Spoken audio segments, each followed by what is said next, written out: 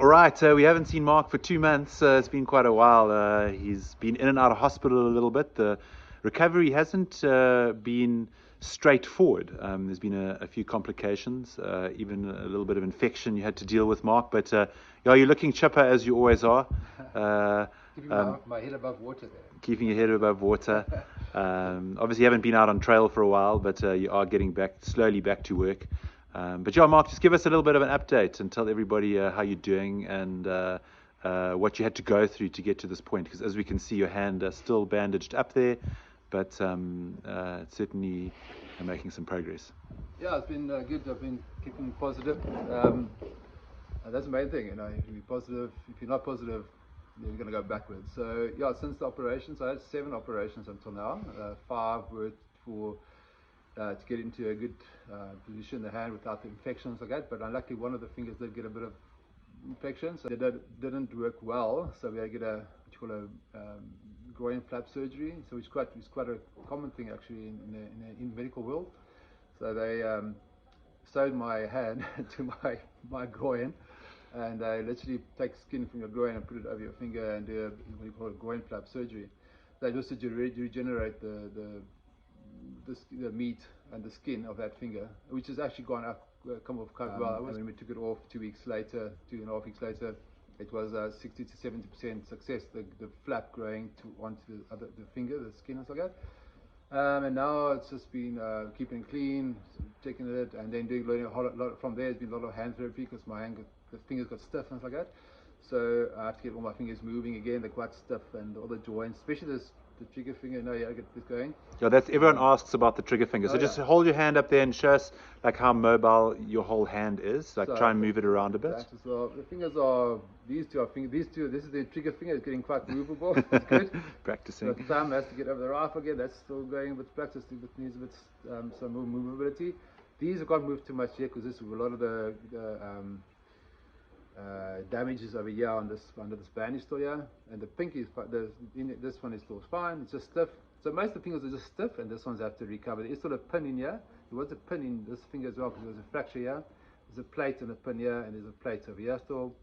But the groin flap surgery is underneath here. That's going quite well at the moment. So it's going to be a while till you can get out there and guide a trail per se and do that. But you are getting back into a few things. Yeah. So going to a lodging concession in Kruger, just doing some concession manager work there, getting some new roads in for the concession, and also getting into mentoring trails again, going with as the mentor on the trails.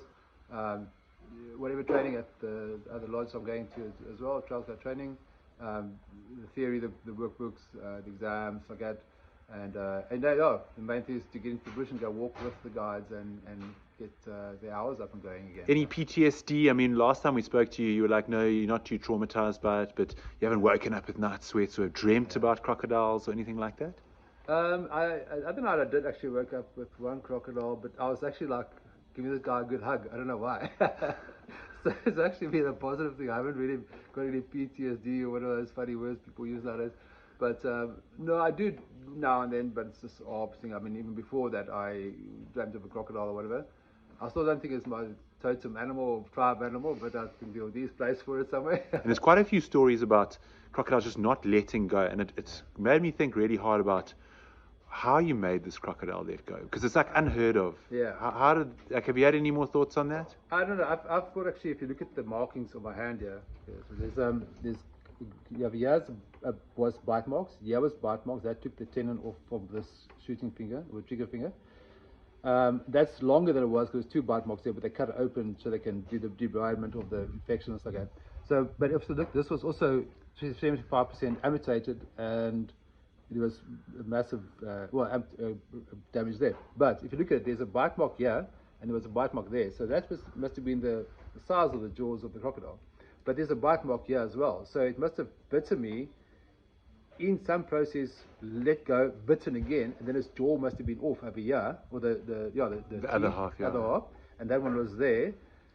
And then because it didn't have a good grip, this is just what I've been thinking the last few weeks, then it wanted to re-grip, and I think that was exactly at the same time as when I thought, pull your hand out, and then like in that, under the second it let go, and then my hand was out. As you said, on trail next month, doing some mentoring. Yeah. And yeah, I think that'll be a pretty cool thing to do. To I'm looking forward to that, get this hamstring a bit stronger.